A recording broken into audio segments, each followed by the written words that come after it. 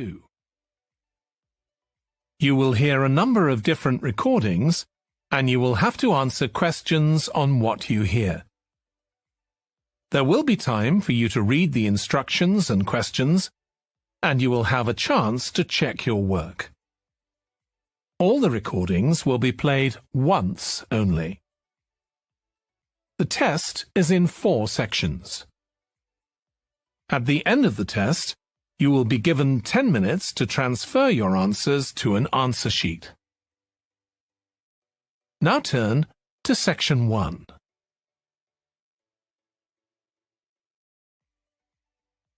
Section 1. You will hear a woman phoning the secretary of a cycling club to find out about becoming a member. First, you have some time to look at questions 1 to 6.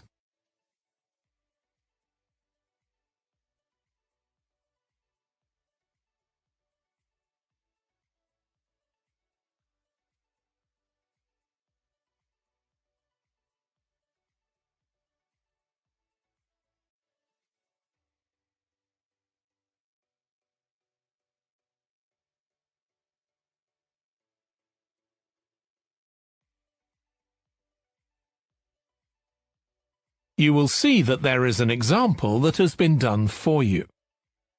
On this occasion only, the conversation relating to this will be played first. Hello, South City Cycling Club. Oh, hi. I want to find out about joining the club. Right, I can help you there. I'm the club secretary and my name's Jim Hunter. Oh, hi, Jim. The club secretary's name is Jim Hunter, so Hunter has been written in the space. Now we shall begin.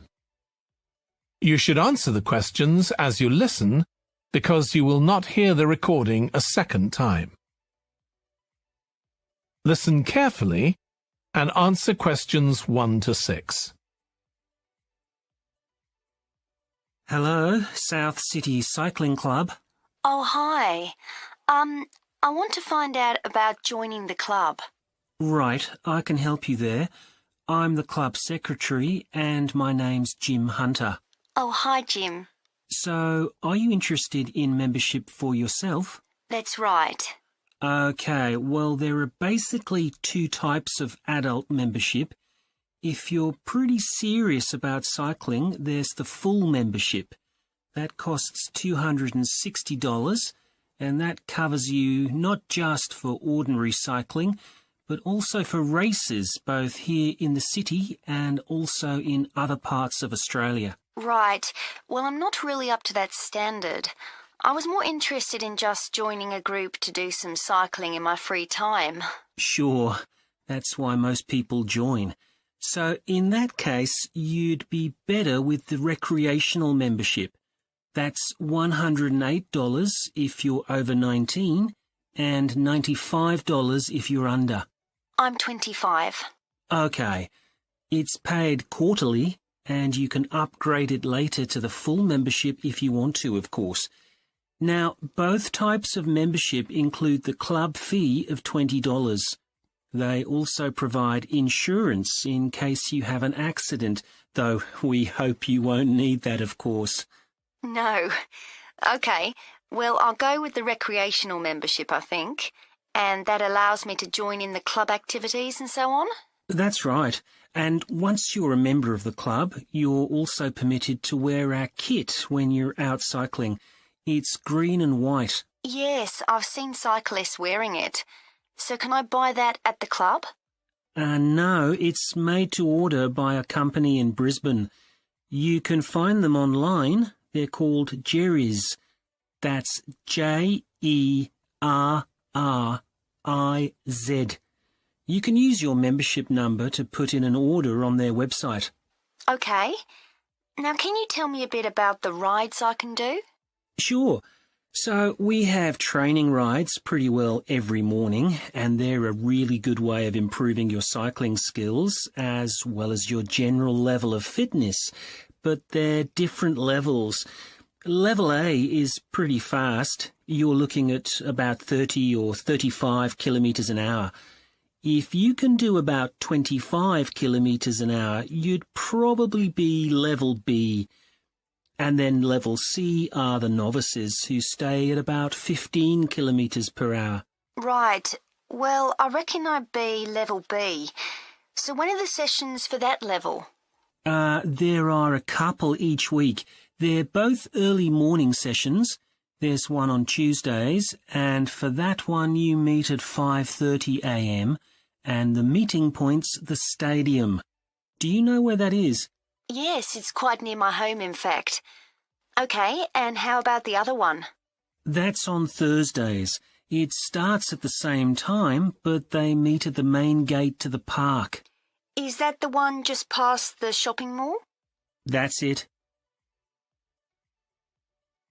Before you hear the rest of the conversation, you have some time to look at questions 7 to 10.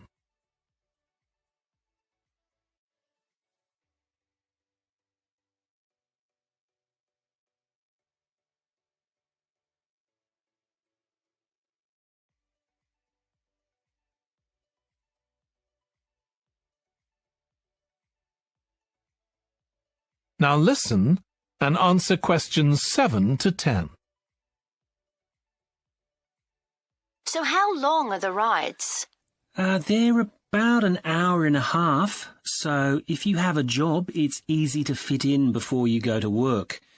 And the members often go somewhere for coffee afterwards, so it's quite a social event. Okay, that sounds good. I've only just moved to the city, so I don't actually know many people yet. Well, it's a great way to meet people. And does each ride have a leader? Sometimes, but not always. But you don't really need one. The group members on the ride support one another anyway. How would we know where to go? If you check the club website, you'll see that the route for each ride is clearly marked. So you can just print that out and take it along with you. It's similar from one week to another, but it's not always exactly the same. And what do I need to bring? Well, bring a bottle of water and your phone. You shouldn't use it while you're cycling, but have it with you. Right. And in winter, it's well before sunrise when we set out, so you need to make sure your bike's got lights. That's okay. Well, thanks, Jim. I'd definitely like to join. So what's the best way of going about it? That is the end of section 1. You now have half a minute to check your answers.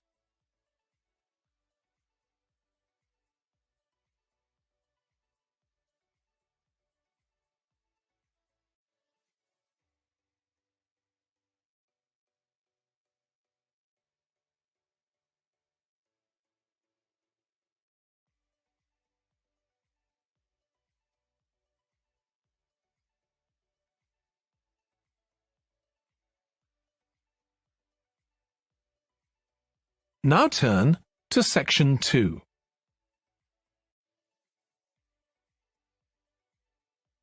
Section 2. You will hear a manager in a company talking to employees about volunteering for charity work. First, you have some time to look at questions 11 to 16.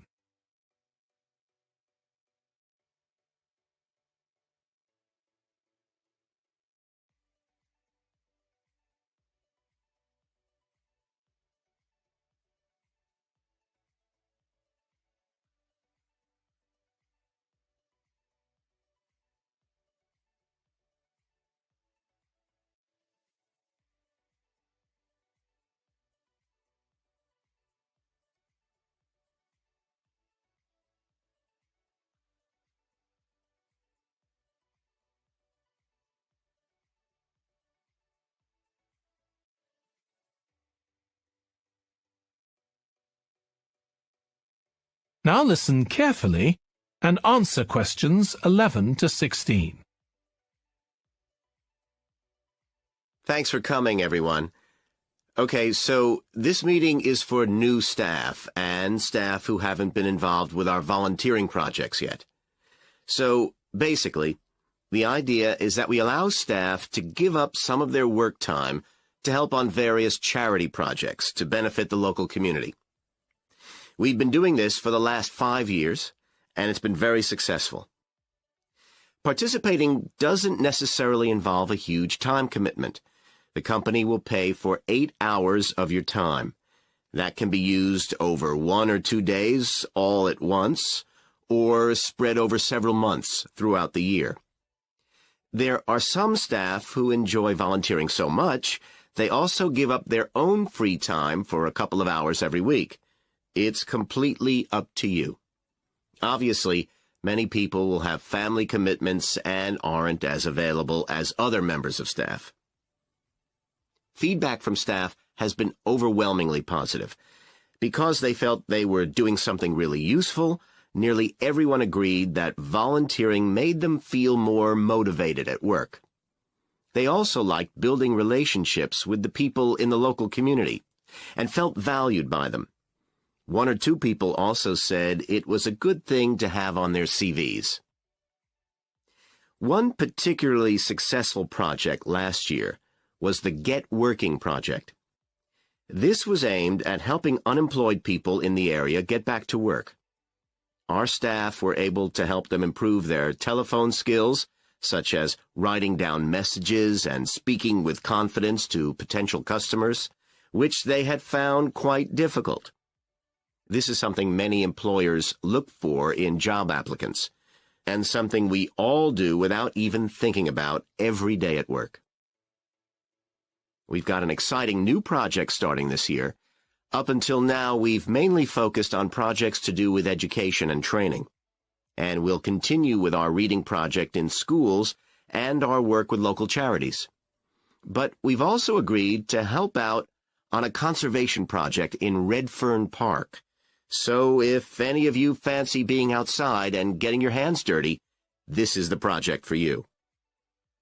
I also wanted to mention the annual Digital Inclusion Day, which is coming up next month. The aim of this is to help older people keep up with technology. And this year, instead of hosting the event in our own training facility, we're using the ICT suite at Hill College, as it can hold far more people. We've invited over 60 people from the Silver Age Community Center to take part, so we'll need a lot of volunteers to help with this event. If you're interested in taking part, please go to the volunteering section of our website and complete the relevant form. We won't be providing any training for this, but you'll be paired with an experienced volunteer if you've never done it before.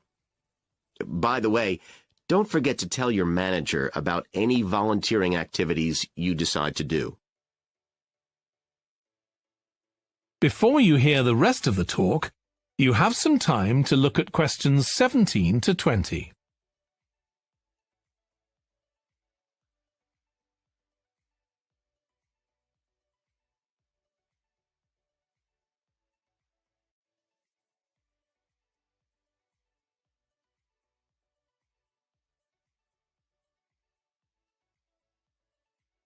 Now listen and answer questions 17 to 20. The participants on the Digital Inclusion Day really benefited. The majority were in their 70s, though some were younger, and a few were even in their 90s. Quite a few owned both a computer and a mobile phone, but these tended to be outdated models. They generally knew how to do simple things like send texts, but weren't aware of recent developments in mobile phone technology. A few were keen to learn, but most were quite dismissive at first. They couldn't see the point of updating their skills. But that soon changed. The feedback was very positive. The really encouraging thing was that participants all said they felt much more confident about using social media to keep in touch with their grandchildren, who prefer this form of communication to phoning or sending emails. A lot of them also said playing online games would help them make new friends and keep their brains active. They weren't that impressed with being able to order their groceries online, as they liked going out to the shops, but some said it would come in handy if they were ill or the weather was really bad. One thing they asked about was using tablets for things like reading newspapers. Some people had been given tablets as presents, but had never used them. So that's something we'll make sure we include this time. That is the end of Section 2. You now have half a minute to check your answers.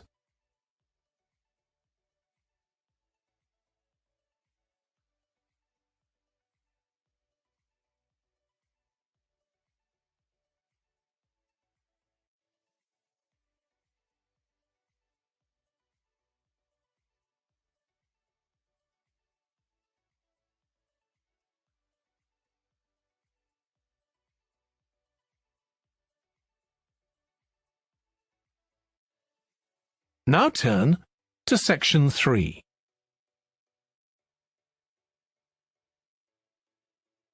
Section 3.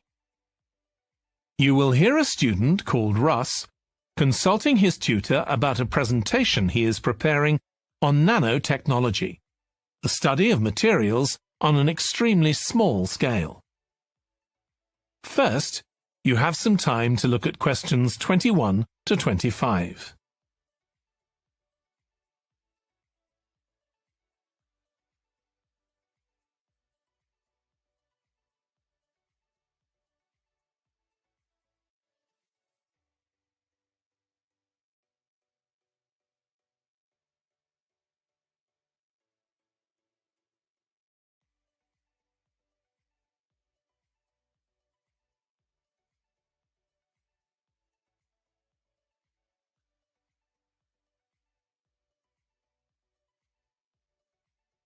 Now listen carefully and answer questions 21 to 25. Come in, Russ. Thank you. Now, you wanted to consult me about your class presentation on nanotechnology. You were due to give it next week, aren't you? That's right, and I'm really struggling.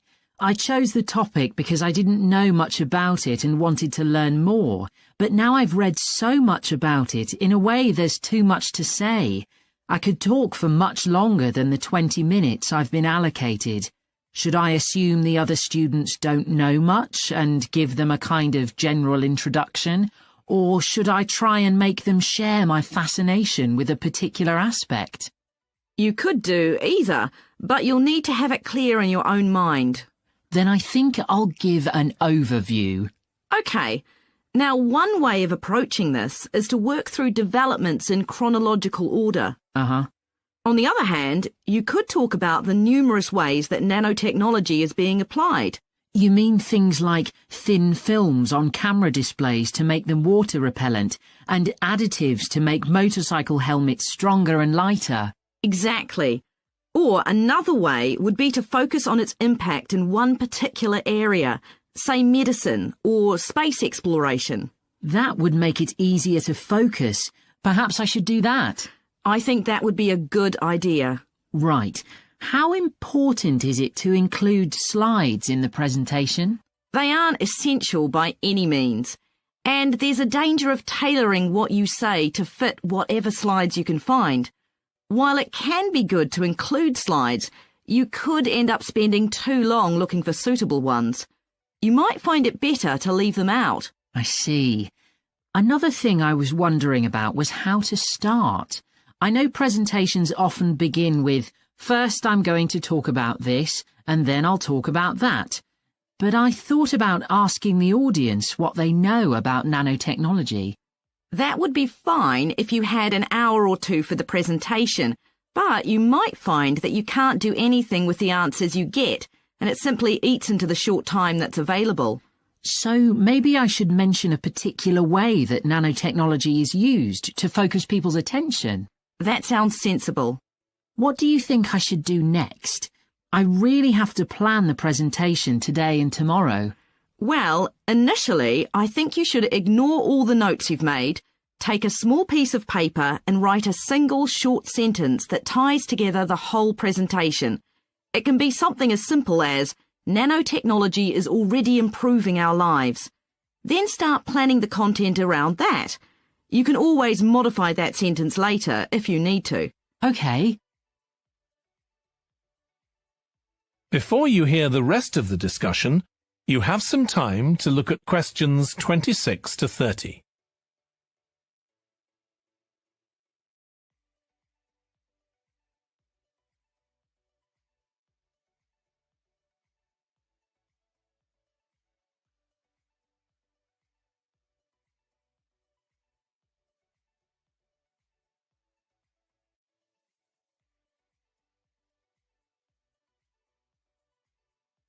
Now listen and answer questions 26 to 30.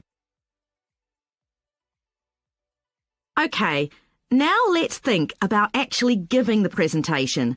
You've only given one before, if I remember correctly, about an experiment you'd been involved in. That's right.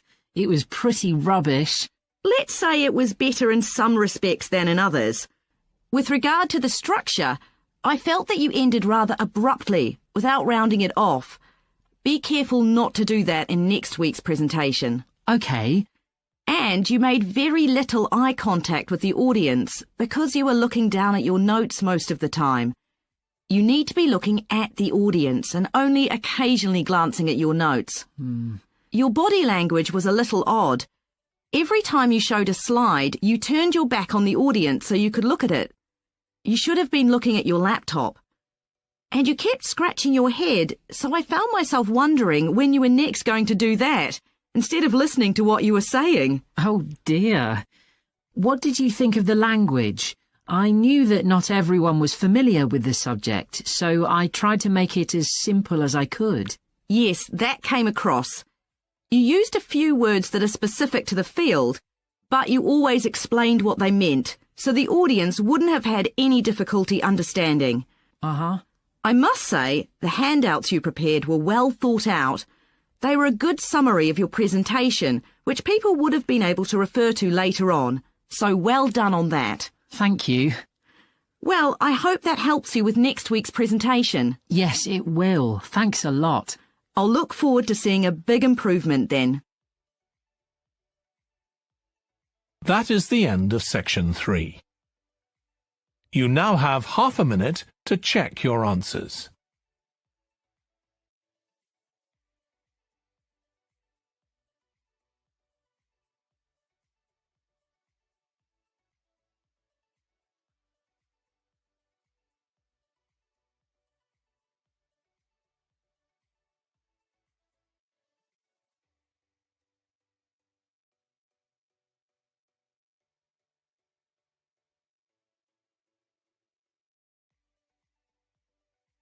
Now turn to section 4.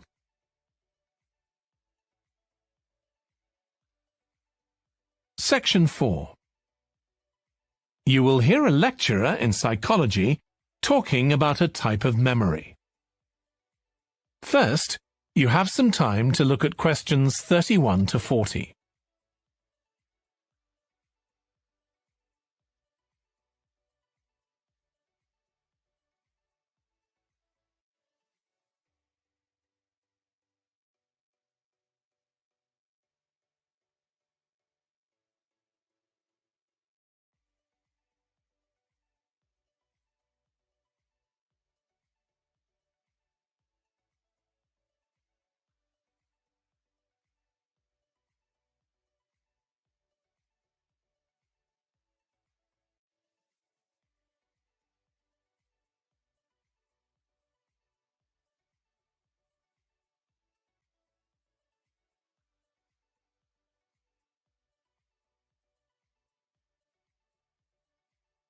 Now listen carefully and answer questions 31 to 40.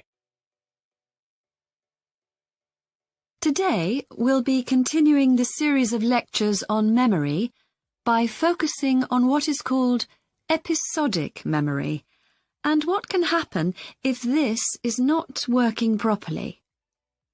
Episodic memory refers to the memory of an event or episode. Episodic memories allow us to mentally travel back in time to an event from the past. Episodic memories include various details about these events. For example, when an event happened and other information such as the location.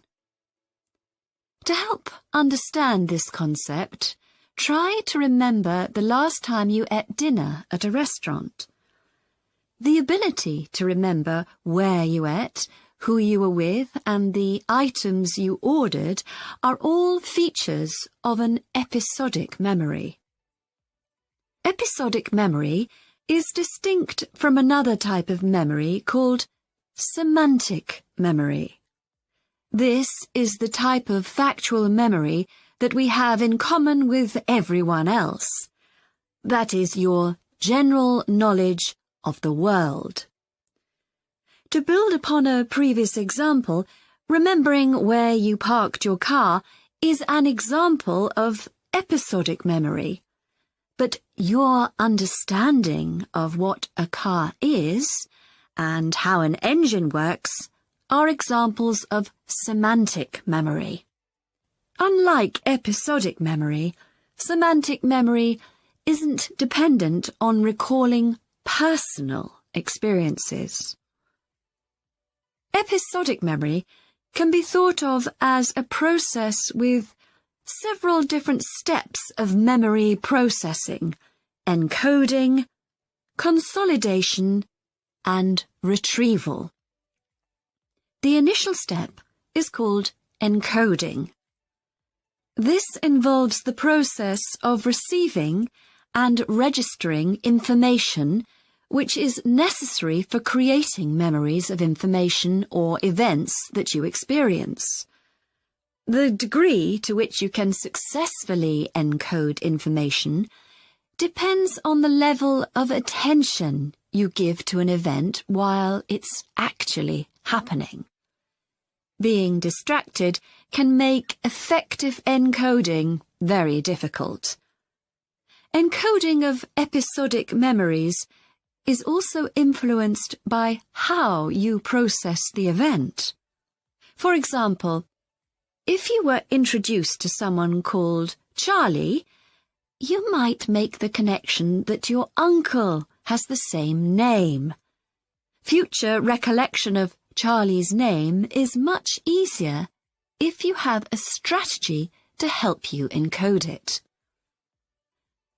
Memory consolidation, the next step in forming an episodic memory, is the process by which memories of encoded information are strengthened, stabilized, and stored to facilitate later retrieval. Consolidation is most effective when the information being stored can be linked to an existing network of information. Consolidation makes it possible for you to store memories for later retrieval indefinitely. Forming strong memories depends on the frequency with which you try to retrieve them. Memories can fade or become harder to retrieve if they aren't used very often. The last step in forming episodic memories is called retrieval, which is the conscious recollection of encoded information. Retrieving information from episodic memory depends upon semantic, olfactory, auditory, and visual factors. These help episodic memory retrieval by acting as a prompt. For example, when recalling where you parked your car, you may use the colour of a sign close to where you parked. You actually have to mentally travel back to the moment you parked.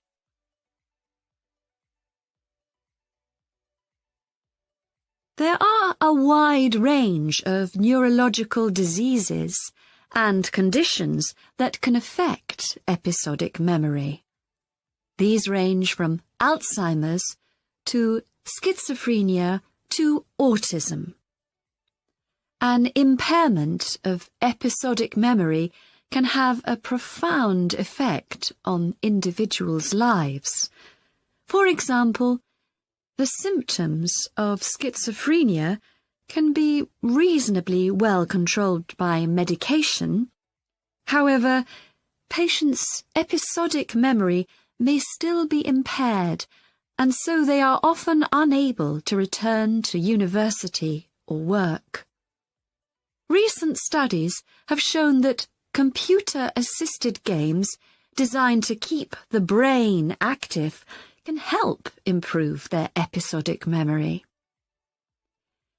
Episodic memories can help people connect with others, for instance by sharing intimate details about their past, something individuals with autism often have problems with. This may be caused by an absence of a sense of self. This is essential for the storage of episodic memory and has been found to be impaired in children with autism. Research has shown that treatments that improve memory may also have a positive impact on children's social development. One study looked at That is the end of section 4. You now have half a minute to check your answers.